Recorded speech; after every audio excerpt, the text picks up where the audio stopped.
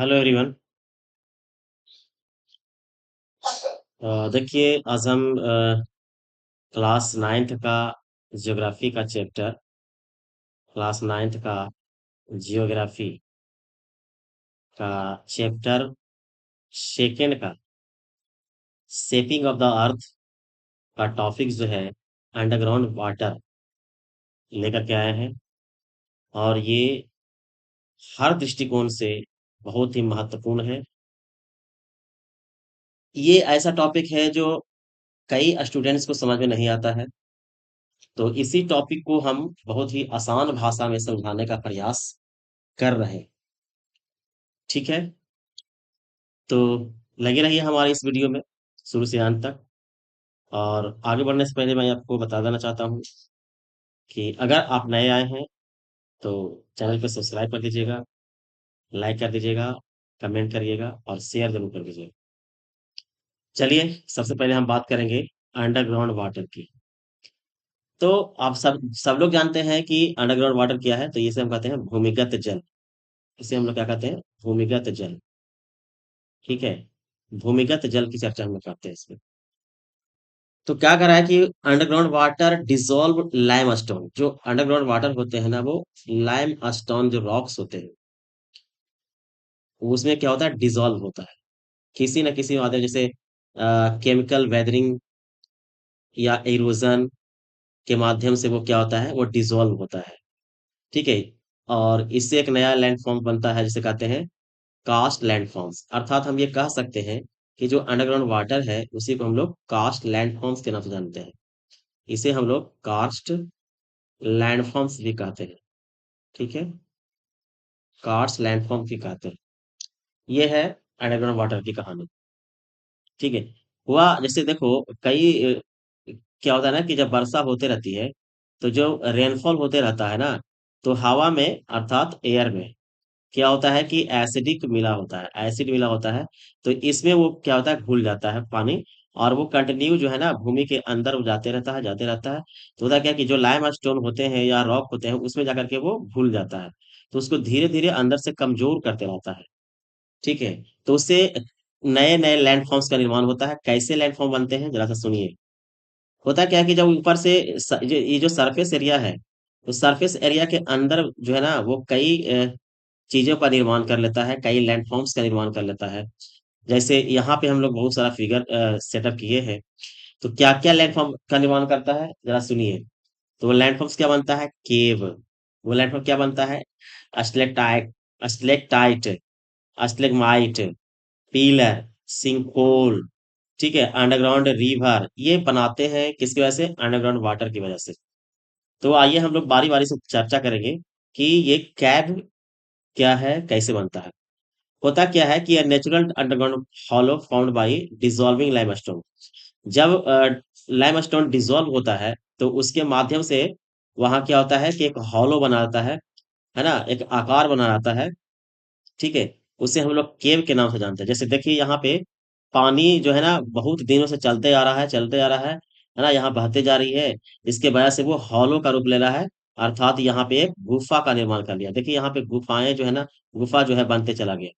ठीक है, अर्थात अम्लीय अम्लीय भूमिगत जल द्वारा चूना पत्थर को घोलने से बनी खोखली जगह को गुफा कहते हैं। यहाँ पे समझिए, यहाँ पे बहुत ही अच्छा टॉपिक जो है ना, इसको बाइलिंगुअल में सेटअप किया गया है। ठीक है, इसको समझ लीजिएगा। तो यहाँ फिर क्या कह रहा है, अब सवाल ये है कि स्टेलेक्टाइट क्या होता है। स्टेलेक्टाइट होता है कि hangs from the roof of a cave, यानी कैव के ऊपर से है ना बहुत सारे जो है ना वो लटकते हुए रहता है। ठीक है, यानी देखिए यहाँ पे मतलब जो कैब है तो उसमें जो लटका हुआ जो रूफ होता है ना, उसी को नाम दिया जाता है अस्लेक्टाइट।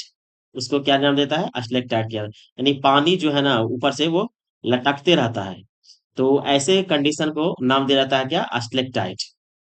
ठीक है, ये अस्लेक्टाइट हुआ। अब बात होती है, देखो यहाँ पे लिखा हुआ है कि icicle shaped formation hanging from the roof of a cave, यानी गुफा की छत से लटकने वाली जो नुकीली संरचनाएं होती हैं उन्हीं को क्या कहता है, स्लेक्टाइट कहा जाता है। ठीक है, अब यहाँ पे समझिए कि हैंग्स यहाँ पे क्या करा है, stalagmite. Grows upward from the floor of a cave. यानी केव के नीचे जो है ना एक ऊपर से जो है ना एक आकार बनाता है, उसी को नाम दिया जाता है अस्टिग्माइट। एक ऊपर से हो रहा है, तो एक नीचे से है ना वो क्या बनाते जाएगा, एक नया स्ट्रक्चर तैयार करते जाएगा। जैसे आप देखते होंगे कि जब मोमबत्ती जलती है तो मोमबत्ती का जो पदार्थ होता है जल के नीचे की ओर गिरता है तो वो ऊपर की ओर बढ़ते रहता है। तो ऐसे कंडीशन सेम चीज वही है अस्टिग्माइट, ठीक है।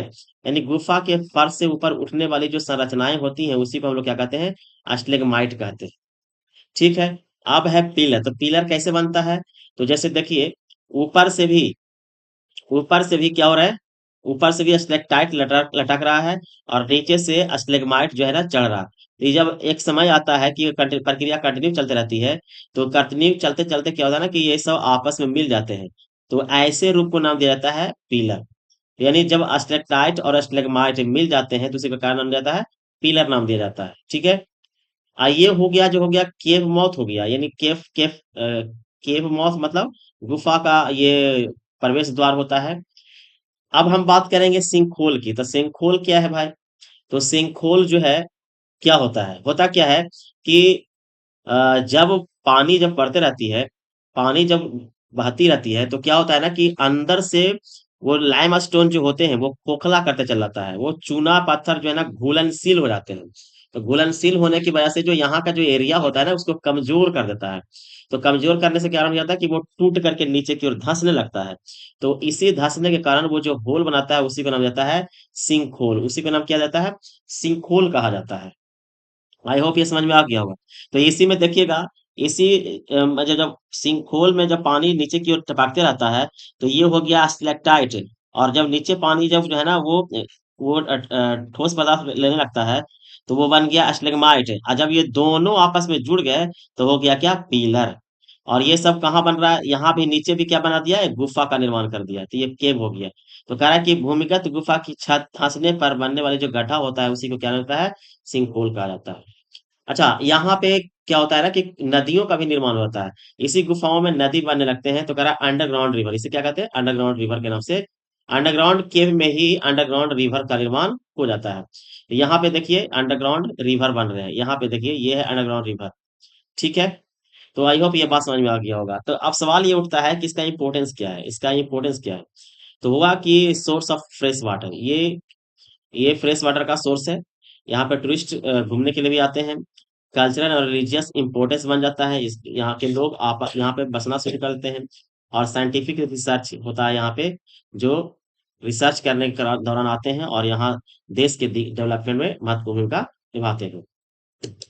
तो आज के लिए वीडियो इतना ही रहने देते हैं। ठीक है।